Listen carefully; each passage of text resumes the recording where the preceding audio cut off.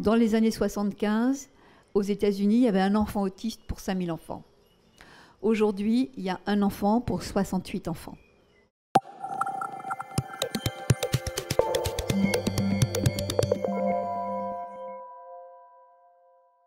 Donc on en trouve dans le sol, dans l'eau. Dans le sol, dans l'eau, dans l'air. Dans l'air, mais alors aussi dans notre environnement plus proche. Ah bah oui, les plastiques. Les contenants en plastique. Les contenants en plastique.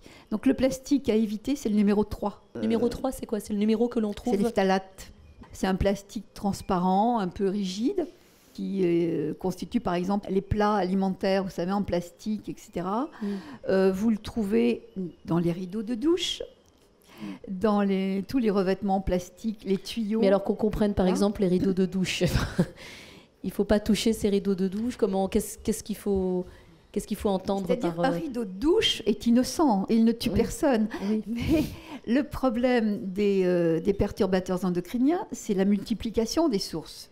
Une petite dose, c'est rien d'un produit. Mais une petite dose plus l'interaction avec d'autres produits, c'est ça qui fait la toxicité et la dangerosité des produits. Depuis 40 ans, le sperme est passé à diminuer de 40%. Ah oui, en de concentration 40-50% de spermatozoïdes. en 40 ans. Oui. Ah oui, c'est affolant. Au-delà du problème de la reproduction, de la fertilité, il y a toutes les maladies chroniques, c'est-à-dire maladies neurodégénératives, les cancers hormonodépendants, le diabète de type 2, l'obésité, tout ça est... Qu'on associe aux perturbateurs endocriniens sans aucun doute. Oui.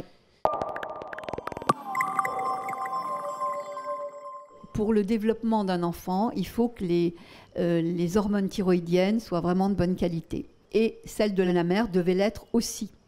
Or, si la mère, en étant enceinte, a des taux de perturbateurs endocriniens un peu élevés, etc., ces hormones thyroïdiennes vont être de mauvaise qualité, ce qui peut affecter le fœtus.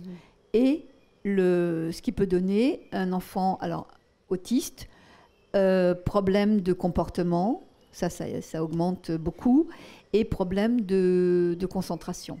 Il faut dire que l'autisme, ça aussi, c'est un sacré problème, parce que dans les années 75, aux États-Unis, il y avait un enfant autiste pour 5000 enfants.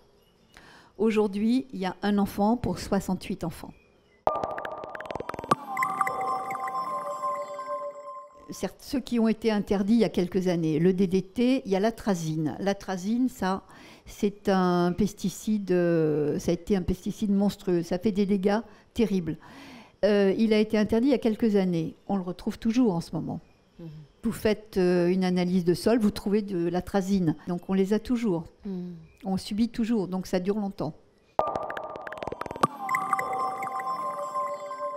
Évitez toute la vaisselle en plastique. Les couverts en plastique, voilà. Les gobelets en plastique. Ne buvez pas un thé chaud dans un gobelet en plastique. Surtout pas. Prenez un bon bol, un mug, bien, voilà.